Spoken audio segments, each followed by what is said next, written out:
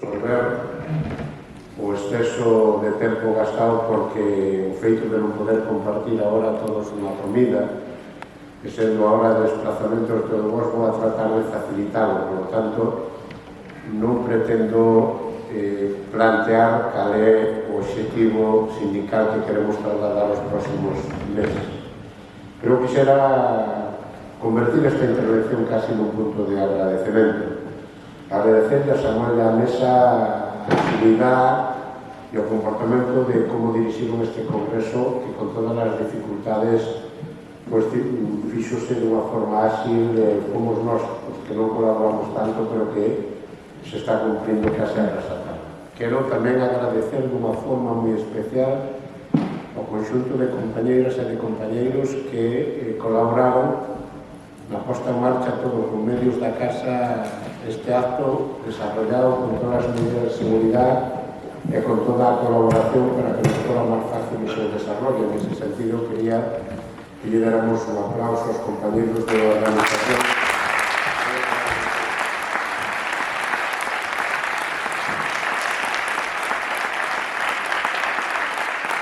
Quero trasladar o meu cariño e o meu agradecemento ás dúas persoas que por razóns de índole personal non van a continuar nesta executiva, pero que siguen sendo un referente para esta casa pola súa historia, polo seu traballo e polo seu desarrollo da actividade sindical que van a seguir facendo no que cabe nunha duda, que é Pepe Castro e Rosario. En ese senso, trasladar tamén un agradecemento moi especial e moi cariñoso a unha persona que ainda non sei neste congreso, despois de 16 anos ao frente de FADEMUR, desde a súa constitución, pois decidiu unha nova andaina laboral que está hoxe con nos aquí e que vai seguir sendo unha persona clave nesta casa en FADEMUR, que é Rosa Arcos Caloré.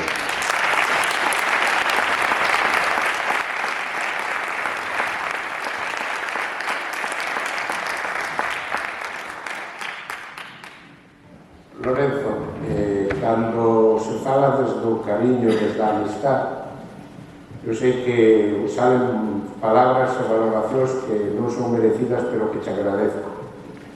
Agradezcoches polo menos nun 50%. Eu sei que a outra parte do 50% sobre a tua valoración de Galicia, de Unións Agrarias e incluso da miña persona, é ese galego que falas convencido polo secretario de Ganadería da UPA Federal, que é de Lalín, da vicesecretaria xeral de UPA a nivel de España, que é de Chantada, ou da presidenta de FADEMUR, Tesoreira, que é de Cabanas de Pontedeume. Por lo tanto, todo eso eu sei que fan que esta organización este presente na UPA Federal e que a UPA Federal se sinta galega e de Unións Agrarias. Por lo tanto, foi un placer colaborar todos estes anos e sei que os nosos planteamentos nunca os tivemos que negociar porque sempre estiveron presentes.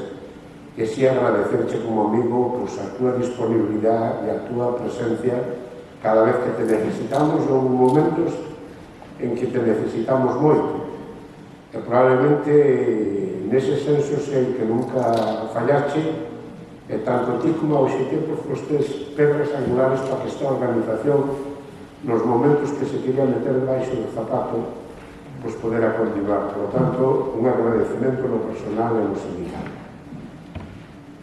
Estamos nun momento, dicía esta mañá, moi importante, que probablemente os tempos van a toda velocidade, pero que as circunstancias nos teñen que facer aproveitar que determinados cambios que íbamos a ter máis dificultades para poder convencer aos gobernos, a clase política, aos ciudadanos, toda esta pandemia fixo que se viran con toda trascendencia. Gobernamos unha leira que é o 90% do territorio deste país e apenas quedamos 45.000 explotacións. E esas 45.000 explotacións temos uns ingresos medios que apenas supoñen o 70% dun traballador dunha empresa.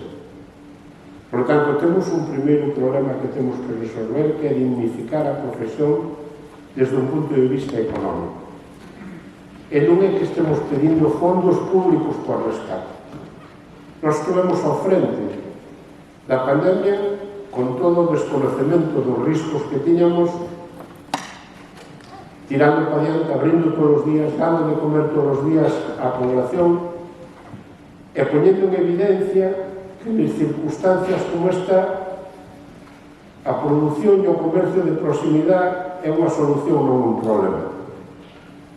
E desa situación se puñeron en evidencia moitas carencias, que son os intermediarios, que son as cadenas de distribución a que terminan incidindo na marcación de precios. Un galego, sin case ninguna razón que o xustifique, polo leite da mesma calidad, cobra 8.700 euros menos que un que está ao outro lado do puente en Asturias. E iso non é unha maldición divina. Un gandeiro galego cobra por un terneiro uns 20 céntimos menos que o quilo do que cobra un gandeiro asturiano. E iso non é unha maldición divina. Ao final, o noso gran problema sigue sendo a transparencia na formación de precios, o ter capacidade, empoderar a capacidade de negociación de gandeiros e agricultores, pero tamén o modelo de transformación. O noso objetivo nestes anos e aproveitando fondos europeos ten que ser que a nosa produción de leite, a nosa produción gandeira, a nosa produción forestal se transforme e se lle poña valor añadido e se xenere empleo en Galicia. Somos conscientes de que nos ven encima unha serie de exigencias medioambientales que con as explotacións endeudadas e con poucos ingresos, como acabo de dicir, non se resolve poñéndolle máis deberes a unha explotación. Primeiro, porque os que se lle poñan teñen que ser executables. Non é posible pretender un tratamento de purins na montaña onde hai diferencias de un 6 ou 7% pretender que recaiga sobre o gandeiro. Non podemos facer unha barra libre para as explotacións extensivas, para as explotacións familiares. Non podemos facer unha barra libre para as explotacións que están en extensivo, para as granxas intensivas de porcino ou de vacuno.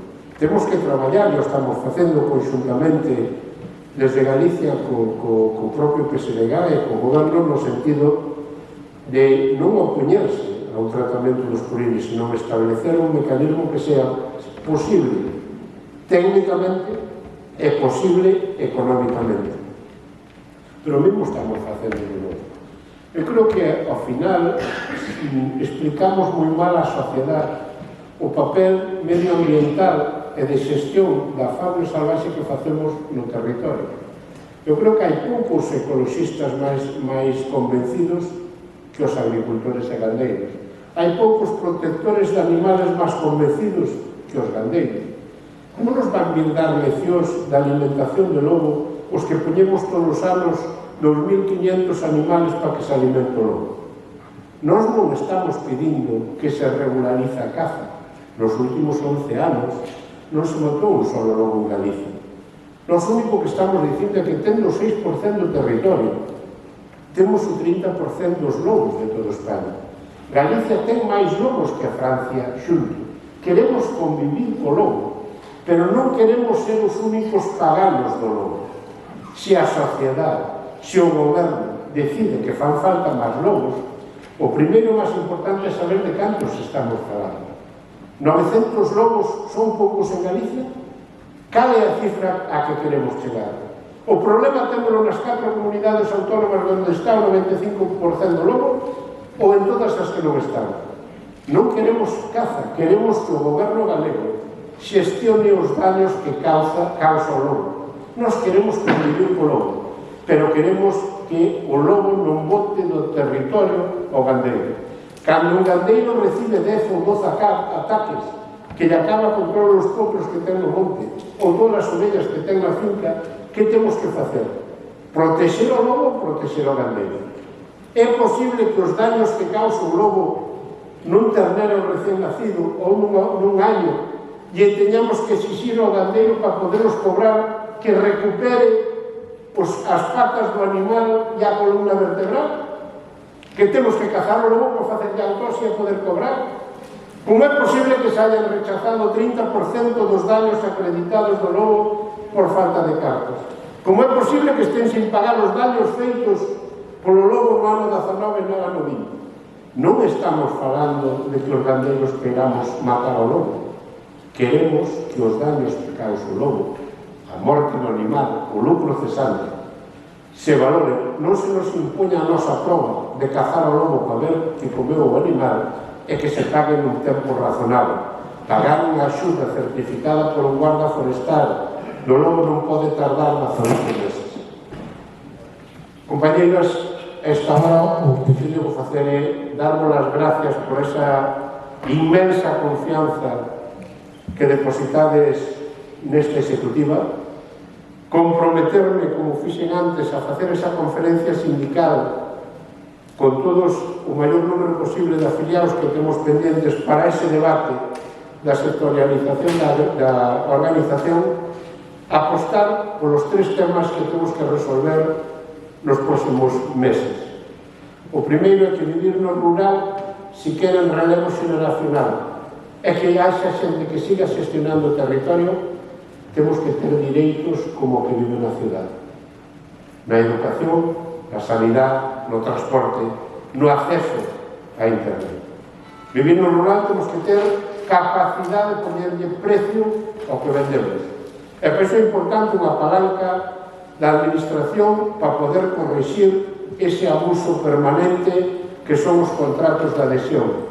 Nós hoxe non negociamos precios, firmamos donde nos mandan se queremos que nos recollan o produto. E o terceiro, e sustancial, temos que aproveitar os fondos de reconstrucción para que non sean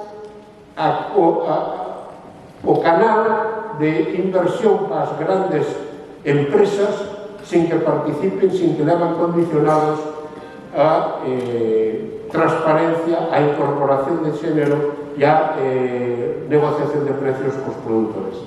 Nesa batalla sei que conto con todos vos. Non vos vamos a defraudar. Gracias e vou viaxar a casa. Gracias polo esforzo que fixetes. Muchísimas gracias, Roberto. Y con esta intervención imos dar por clausurado o 11º Congreso Nacional de Unión Agraria Xupa, non sen antes darlle a enhoraboa executiva, desexarlle sorte e acertos, e aos invitados e delegados, gracias pola asistencia, pola participación e boa viaxe de regreso. Agora imos escutar, como é costume, o himno local.